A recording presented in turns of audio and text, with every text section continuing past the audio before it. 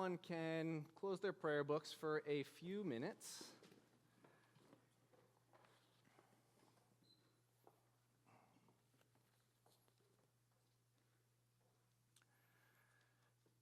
I still remember the first day of third grade when Ms. Maxwell listed the class rules to everybody. Routine things like raising your hand to speak, not eating in class, bringing a note if you show up late. And she ended with the golden rule: treat others as you wish to be treated. That golden rule has developed a lot over time.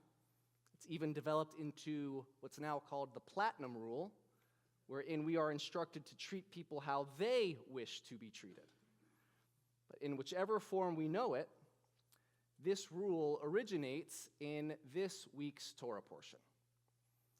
It's something that I and Cantor mentioned a couple weeks ago.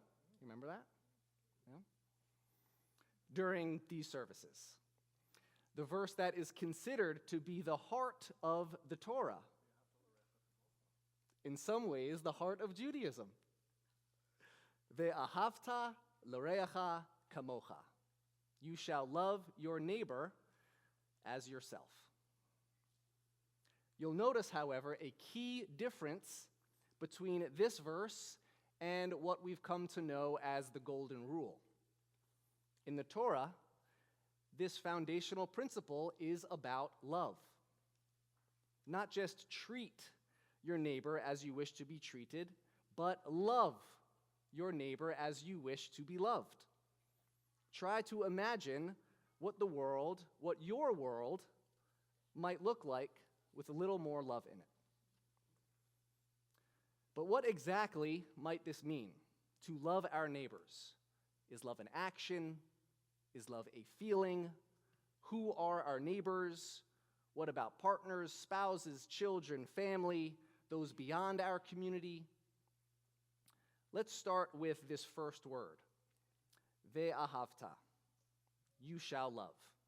We've already heard this once during the service when our B'nai Mitzvah so beautifully chanted the words of ve'ahavta et Adonai Elohecha. You shall love Adonai, your God.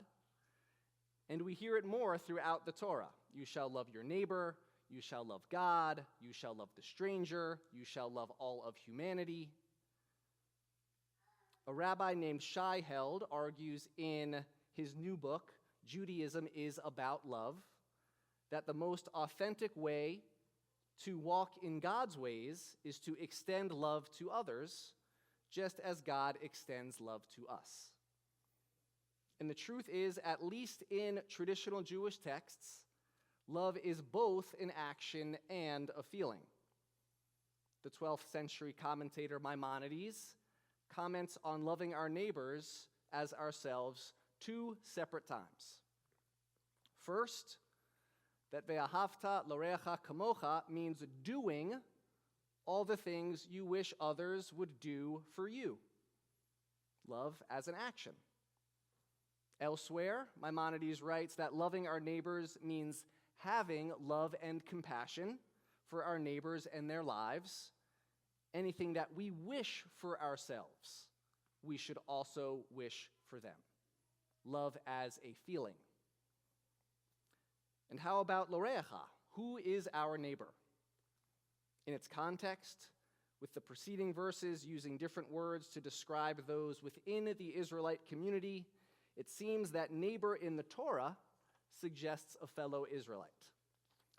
In our context, I'd suggest that narrow lens applies to those within our community, however you define it, without that specific identity label. But it could be the good people of North Shore Congregation Israel, the people in your neighborhood, in your town, school, whoever it is that makes up your immediate community.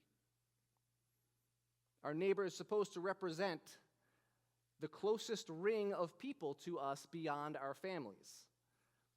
And get this, there's a Hasidic teaching about this verse that suggests that we arrive at a place of loving everyone with whom we are about to pray as neighbors as a prerequisite to beginning a prayer service. This includes, but isn't limited to, the inner ring of community. It's also in this week's Torah portion that we read, Ve'ahavta kamocha, you shall love like yourself, about the ger, the stranger, that you should love the stranger, the outsider, the other, the one beyond your community as yourselves as well. There are many kinds and levels of love, but the Torah makes it clear that it ought to extend widely. And now, kamocha, as yourself.